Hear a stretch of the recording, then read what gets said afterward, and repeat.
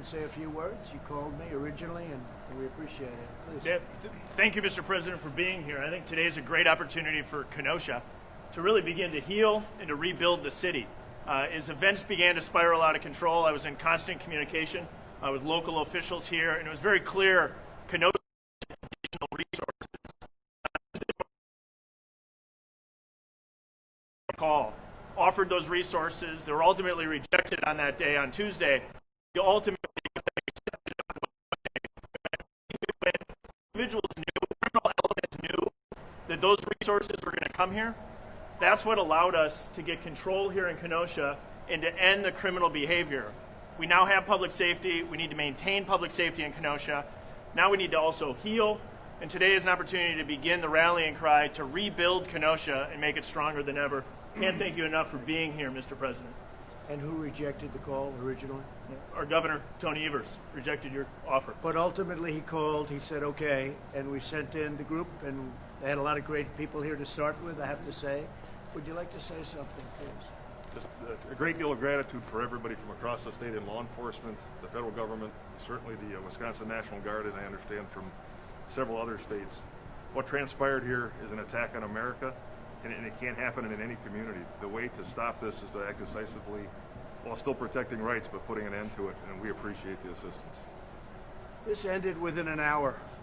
As soon as we announced we were coming, and then they saw we were here, this ended immediately.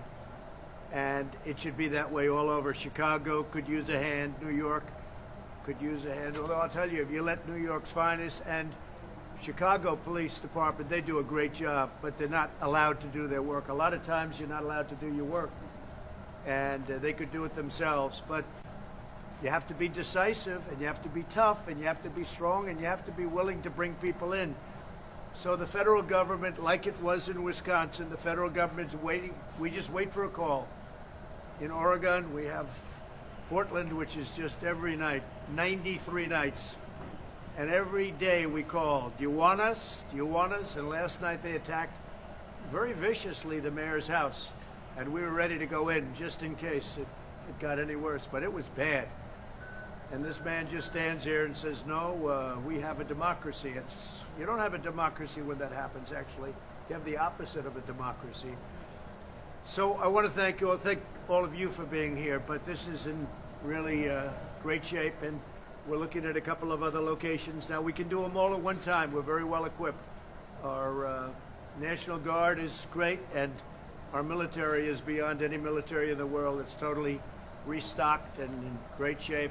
We won't have to use military. I don't think we'd have to use military, but we're ready to go with whatever power we need to use. In Washington, D.C., we have a radical liberal mayor, Democrat, and she's, I guess she just doesn't get it. But she's trying to work with the White House and with Secret Service, but it would be so easy to solve that. So we may have to do something there. It'll take approximately 15 minutes. You don't see people ripping down statues anymore because I signed essentially a law. I signed a statute that you knock down a statue, you knock down a monument, it's 10 years in prison. And it amazingly stopped. You haven't had any problems since then, Ron, right? So it stopped. So I just want to thank everybody. You have done a fantastic job. Ron, thank you very much. Congressman, great job. Really great job. Thank you all very much. Mr. President, given that our executive weight, do you believe that really? Well, we have the pastor here who's tremendous. He's a tremendous gentleman. I'm going to meet him in a little while. He represents the family. And I think it's probably better off if that's handled locally right now. It's under investigation, as you know, so I think it's much better. I actually suggested we handle it locally. I was going to speak to the mother yesterday. I hear she's a very fine woman. I was going to speak to her, but then I heard there were a lot of lawyers on the phone. I said, I have enough lawyers in my life. I don't need to get involved with that. I spoke with the pastor. The pastor's going to see me in a little while. He is really a terrific guy, if you know him. He's a terrific guy. So I look forward to that.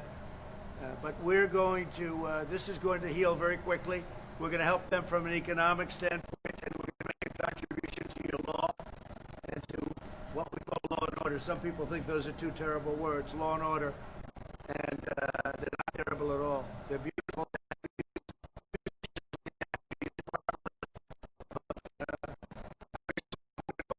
when I called the governor, I wish he would have accepted night one instead of night three, because night one, those orders would still be up. But he's better than many. He accepted. In all fairness to the governor, he accepted. And when he accepted, it all ended. So I want to thank the governor, and I want to thank everybody, but in particular, I want to thank your police.